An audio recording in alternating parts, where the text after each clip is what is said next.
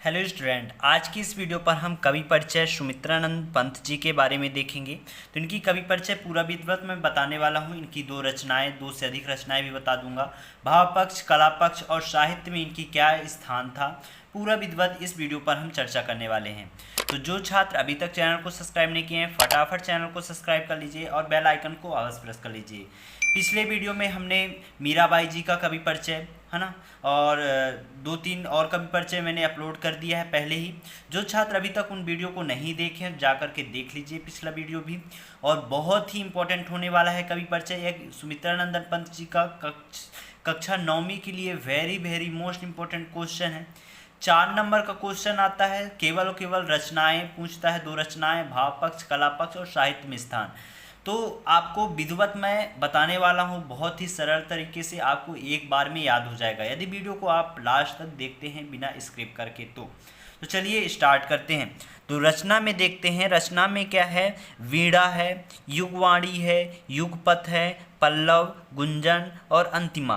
क्या है, वीणा, क्या, बीड़ा, फिर युगवाणी, युगवाणी, फिर युगपथ, युगवाणी, युगपथ से आप याद रख सकते हैं कि सुमित्रानंद जी का है। फिर एक रचना पल्लव, बहुत ही फेमस इनकी रचना है। और गुंजन, गुंजन के बारे में भी बहुत ही अच्छा फेमस है ये सुमित्रानंद पंत जी की रचनाएं। तो इनको आप याद रख सकते हैं, क्या है, वीणा, युगवाणी, युगपथ, पल्लव, गुंजन, अंतिमा। ठीक, फिर यहाँ पास अब देखिए इनकी भाव पक्ष क्या क्या है। स्क्रीनशॉट भी ले सकते हैं या वीडियो को रोक करके लिख लीजिए, या कि मैं पीडीएफ टेलीग्राम पर प्रोवाइड करा दूंगा, वहाँ से भी आप डाउनलोड कर सकते हैं। तो भाव पक्ष में क्या है, सुमित्रानंद पंत जी कोमल और सुकुमार स्वभाव के व्यक्ति थे। कैसे कवि हैं सुमित्रानंद जी, कोमल और सुकुमार स्वभाव के व्यक्ति हैं। ठीक ना, सुमित्रानंद पंत जी कोमल और सुकुमार स्वभाव के व्यक्ति थे।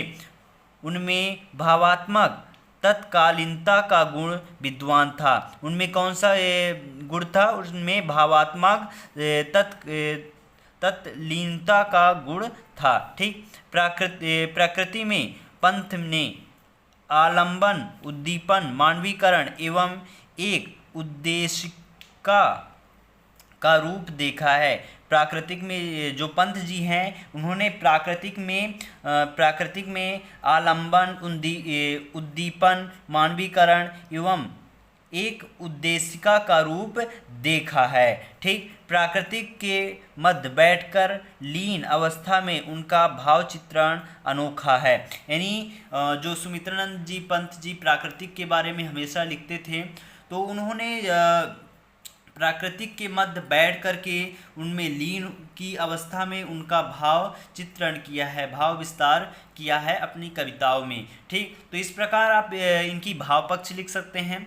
इनकी कला पक्ष में देखिए, कला पक्ष में क्या क्या है, विधिवत यहाँ पास मैं आपको दिखा रहा हूँ। कला पक्ष में आप लिख सकते हैं इनकी कि पंत जी की भाषा कोमल कांत पदावली से युक्त है। कैसी है, पंत जी की भाषा कोमल कांत पदावली से युक्त है, सहज है, सुकुमार है। यानी पंत जी की भाषा बहुत ही सहज और सुकुमार, यानी बहुत ही सरल तरीके से इनकी भाषा, इन्होंने अपनी भाषा का प्रयोग किया है। भाषा में लालित्व, चित्रोमा, ध्वनात्मकता विद्वान है। क्या है, भाषा में लालित्व, चित्रोपमा, ध्वनात्मकता विद्वान है। ठीक, भाव के अनुसार भाषा भयानकता में भी बदल जाती है। कैसी है, भाव के अनुसार भाषा भी भयानकता में बदल जाती है। ठीक, फिर छायावादी लाक्षणिक शैली में प्रतीकात्मकता और विद्वान दृष्टिवत है। सहज भाव से ही अलंकार प्रयुक्त हुए हैं। यानी इन्होंने अपनी कविताओं में, काव्य में सहज भाव से अलंकारों का प्रयोग किया है। तुकांत और आतुकांत छंदों में संगीतात्मकता भी विद्वान है। कैसी, तुकांत और आतुकांत छंदों में, जो तुकांत छंद और आतुकांत छंद है, उसमें संगीतात्मकता भी विद्वान है। ठीक, यानी उपस्थित है। यहाँ पास आप पूरा विधिवत देख सकते हैं।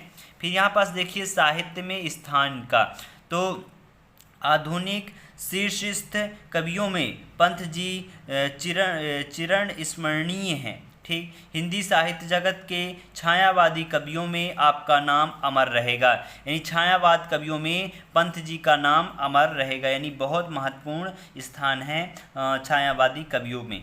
ठीक, तो इस प्रकार आप विधिवत इसको लिख लीजिएगा। एक बार मैं और दिखा दे रहा हूँ, पूरा विधिवत आप स्क्रीनशॉट भी कर सकते हैं या वीडियो को रोक करके भी लिख सकते हैं।